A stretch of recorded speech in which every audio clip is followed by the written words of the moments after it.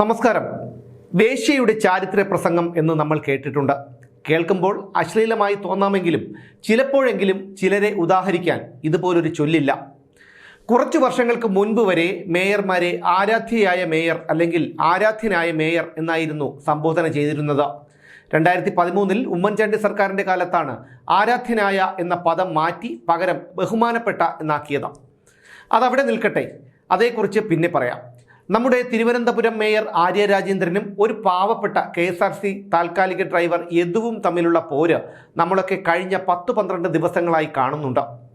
ആര്യയെയും ഭർത്താവും MLAയുമായ സച്ചിൻ ദേവിനെയും ന്യായീകരിക്കാനായി ഒരു അവതാരം രൂപമെടുത്ത തലസ്ഥാനത്ത് പത്രസമ്മേളനം നടത്തി.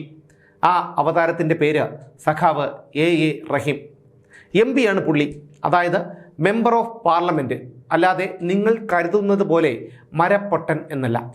അപ്പോൾ പറഞ്ഞു വന്ന കാര്യം ഇതാണ്. ആര്യ ന്യായീകരണ പത്രസമ്മേളനത്തിൽ AA റഹീം ബഹുമാനപ്പെട്ട മേയറെ വിശേഷിപ്പിച്ചത് അവർ എന്നൊക്കെയാണ്. ഇതൊരു നാക്ക് പിഴവല്ല. ഒന്നിലേറെ തവണ ഇതേ പദം റഹീം ഉപയോഗിച്ചു. സംശയമുണ്ടെങ്കിൽ നിങ്ങൾ ഇതൊന്ന് കാണുക. ഈ ആദ്യം പറഞ്ഞ ഞാനോ ഇല്ലെങ്കിൽ ഈ പറഞ്ഞ മേയറോ ഒന്നും അവരുടെ അധികാരം പ്രയോഗിച്ചില്ലല്ലോ. അതുകൂടി കാണണം. നേരത്തെ പറയാൻ വിട്ടുപോയ ഒരു കാര്യമാണ്. അവരുടെ പരാതി പ്രകാരമുള്ള സാധാരണ വകുപ്പ് മാത്രമാണ് എടുത്തത്. കണ്ടക്ടറിനെ വിളിക്കുന്നുണ്ടല്ലോ, ഞാൻ പറഞ്ഞല്ലോ. അപ്പോൾ കണ്ടക്ടറിനെ വിളിക്കുമ്പോൾ ഈ വിഷയത്തിൽ ഇവളുടെ മെൻ്റൽ ട്രോമ മനസ്സിലായി,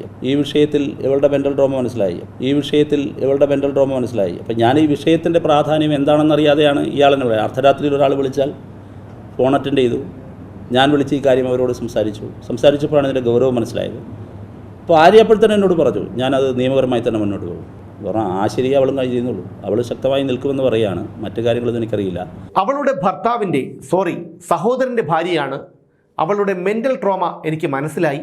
സ്വകാര്യമായി എന്തോ ആയിക്കോട്ടെ, പക്ഷേ ചുരുങ്ങിയത് ഇത്തരം പൊതുവേദികളിലെങ്കിലും അത്തരം സ്വകാര്യത പ്രകടിപ്പിക്കാതിരിക്കുന്നതാണ് മര്യാദ. അല്ല, ഞാനിത് ആരെക്കുറിച്ചാണ് മര്യാദയെപ്പറ്റി പറയുന്നത്? റഹീമിനെ കുറിച്ചോ? കേരള യൂണിവേഴ്സിറ്റി അധ്യാപികയായിരുന്ന പ്രൊഫസർ വിജയലക്ഷ്മിയോട് റഹീം എങ്ങനെയാണ് പെരുമാറിയത് എന്ന് ആ അധ്യാപിക തന്നെ മാധ്യമങ്ങൾക്ക് മുന്നിൽ പറഞ്ഞതാണ്. നീ ഒരു പെണ്ണായിപ്പോയി, അല്ലെങ്കിൽ കാണാമായിരുന്നു. ഡയറക്ടർ എന്ന് വെച്ചാൽ വെറുമൊരു ശിപായി മാത്രമാണ്. ഇനി ഈ പരിസരത്ത് കണ്ടാൽ ശവമായി മാത്രമേ ഇവിടുന്ന് പുറത്തു പോവുകയുള്ളൂ.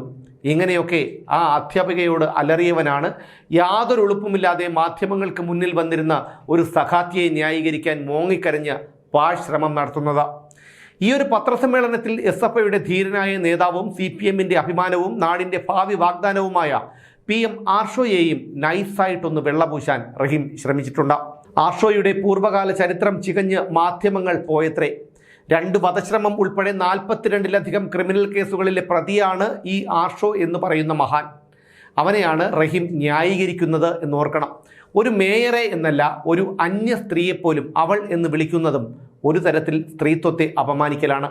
അപ്പോൾ അമ്മാവന് അടുപ്പിലുമാകാം. റഹീമിന് ആരെയും എന്തും പറയാം. എന്തായാലും റഹീമേ, ആ പഴയ വിജയലക്ഷ്മി ടീച്ചറുണ്ടല്ലോ, കേരള യൂണിവേഴ്സിറ്റിയിൽ നീയൊക്കെ മണിക്കൂറുകളോളം തടഞ്ഞു വെച്ച് കൊല്ലാക്കൊല ചെയ്ത പ്രൊഫസർ ഡോക്ടർ വിജയലക്ഷ്മി, അവർ അനുഭവിച്ചതിൻ്റെ 1,00,000-ൽ അംശം മെൻ്റൽ ട്രോമ പോലും തൻ്റെ ആര്യ സഖാത്തി അനുഭവിച്ചിട്ടുണ്ടാകില്ല.